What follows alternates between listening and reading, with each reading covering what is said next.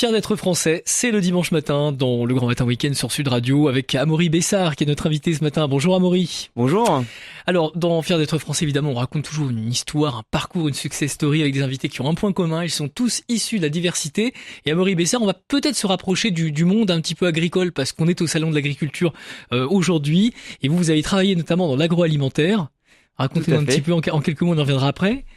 J'ai travaillé pendant maintenant 10-12 ans dans le secteur agroalimentaire, donc 7 ans dans une entreprise qui s'appelle Ferrero, et puis là depuis 3 ans... les produits, c'est de Nutella, les rochers, enfin tous les... Voilà. Exactement, c'est toutes ces douceurs, les confiseries, le chocolat, société italienne qui a des implantations en France. Et en plus, vous avez un poste pas facile à la communication, et des fois quand il y a des débats, notamment sur les questions de santé, tout ça, c'est vous qui êtes en première ligne pour défendre les intérêts de la marque. Exactement, je me suis occupé pendant 4 ans de gérer les relations extérieures, et puis pendant 3 ans de ce qu'on appelle la direction RSE, donc la responsabilité sociale et sociétale de l'entreprise. Alors vous êtes un ch'ti en fait, vous, oui. Mais né en Corée du Sud. Tout à fait. Et né en Corée du Sud, pas mais et voilà. Tout à fait, ça se cumule en fait. Je suis né en Corée du Sud à Séoul et je suis arrivé en France à l'âge de 2 ans puisque j'ai été adopté par une famille française dans le Nord, Pas-de-Calais, à côté de Lille, à Villeneuve-d'Ascq. Alors comment ça s'est passé quand vous avez grandi dans votre pays, ce qui est devenu votre pays, la France, dans les années 80? Ça s'est très bien passé. Ouais. J'ai jamais vraiment eu beaucoup de problèmes pendant mon enfance sur ce sujet-là, puisque déjà la région du Nord est une région accueillante en soi, et je me suis totalement fondé dans les valeurs de la France, dans le pays dans lequel j'étais. Je me suis senti très bien. Avec une maman professeure de langue, hein? Maman professeur d'allemand, et papa commercial dans la sidérurgie. Et alors tout de suite, vous avez eu envie, après évidemment l'école, le lycée, de vous orienter vers le marketing, la communication? C'était des domaines qui vous intéressaient? Oui, c'est des sujets qui m'intéressaient depuis longtemps quand j'étais petit. La communication, comment on peut exprimer un discours, comment on peut exprimer un message. Et donc j'ai fait une maîtrise de communication à Lille, en partenariat également avec une université aux Pays-Bas. Donc très vite aussi un intérêt aussi pour l'international. Et puis également ça s'est ressenti dans différents intérêts ou attraits, notamment vers Amnesty International. Tout à fait. Alors pareil, comme j'étais proche de mes origines, je m'intéressais à l'histoire de la Corée et j'avais un intérêt, une attention particulière pour la Corée du Nord. Et je voyais que Amnesty International faisait beaucoup d'actions pour expliquer ce qui se passait en Corée du Nord. Et ça m'a intéressé de contribuer à l'action d'Amnesty International à Lille d'abord, puis à Paris quand j'ai déménagé. L'intérêt que vous avez pour la Corée aujourd'hui, ou celui qui est devenu au fil des années, vous y êtes retourné, vous vous intéressez à l'actualité là-bas ou... C'est un intérêt émotionnel en fait. Ouais. Mon pays c'est la France, mais mon pays émotionnel c'est aussi la Corée du Sud. Et donc j'y retourne tous les 2-3 ans, puisque j'ai retrouvé moi ma famille, on va dire de sang en Corée. Donc c'est une belle histoire. Est-ce que le parcours a été long justement? Parce que c'est des questions qu'on peut se poser quand on est un enfant adopté. Quand on fait toutes ces recherches-là, ça a été compliqué ou... Ça n'a pas été si compliqué, il faut passer le cap. J'ai attendu d'avoir 30 ans pour être un peu stabilisé dans ma vie, puisque c'est une épreuve, en tout cas c'est une étape très émotionnelle. Et puis je suis passé par l'orphelinat, j'étais retourné, j'ai fait une demande à l'orphelinat dans lequel j'étais, et ils ont retrouvé mes parents, donc mes parents de sang, et on s'est rencontrés en Corée il y a maintenant 6 ans. Ça devait être un moment, on imagine, poignant, émouvant et magnifique en même temps. C'était un événement absolument incroyable en termes d'émotion. On le sent, c'est palpable ici dans ce studio ce matin sur Sud Radio. Les valeurs qui sont importantes pour vous, vous nous le disiez en préparant cette émission, c'est vraiment des valeurs d'exigence, d'enthousiasme. C'est ce que vous faites dans votre vie professionnelle, mais ça dépasse ça aussi. C'est ce que j'essaie de faire de ma vie personnelle et professionnelle, effectivement. L'exigence, c'est d'avoir une exigence un peu morale, une cohérence intellectuelle, de penser et de faire.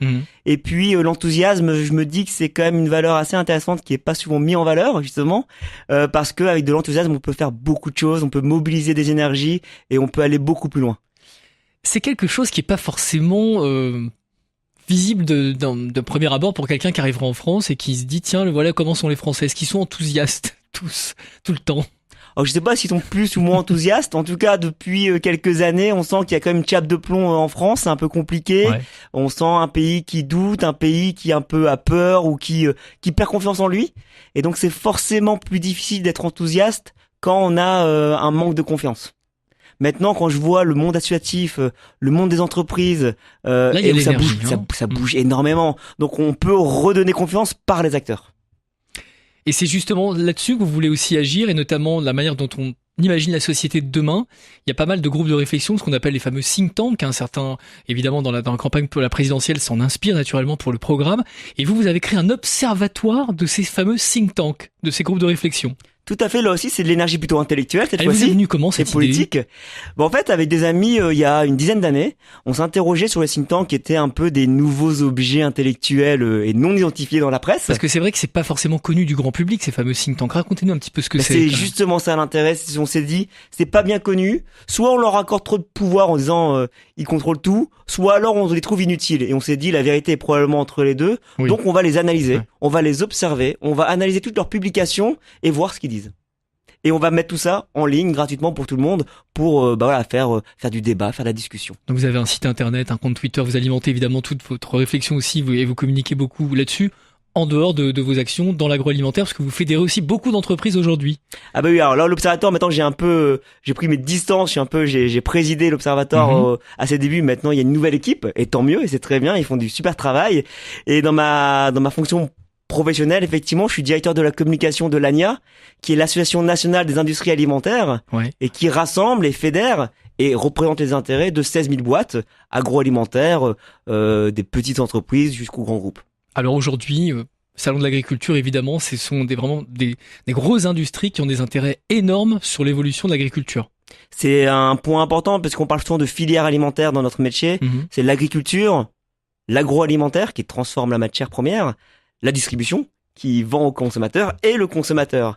Et quand on met tous ces 4 maillons bout à bout, on a la filière alimentaire et c'est une filière qui est juste formidable. On a des talents, on a des savoir-faire, on a une expertise et une reconnaissance internationale qui est folle. Et le salon va le montrer également. On a des produits qui sont juste exceptionnels. Si vous avez imaginé l'état de la France dans quelques années, qu'est-ce que vous espérez, qu'est-ce que vous sentez? Je suis d'un naturel plutôt positif, donc je sens, j'aimerais. On aime bien ça, hein. Je sentirais une France un peu plus écologique, qui prenne plus soin de la terre, puisqu'on en a qu'une. Une France Qui peut-être soit consciente plus... de ses richesses, mais qui en prenne soin. Exactement. Et qui soit consciente des limites de ses richesses.